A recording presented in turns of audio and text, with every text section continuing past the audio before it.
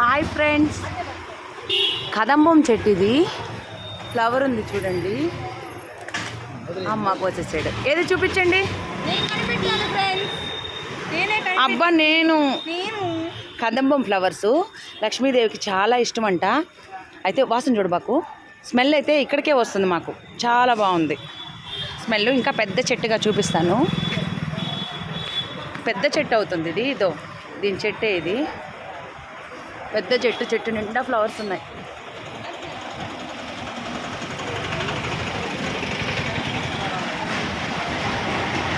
పెద్ద చెట్టు, దీనికైతే చాలా ఉన్నాయి ఫ్లవర్స్.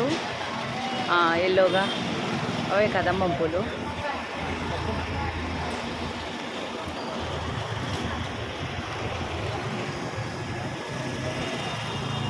వైజాగ్లో హోటల్లో ఉన్నాము.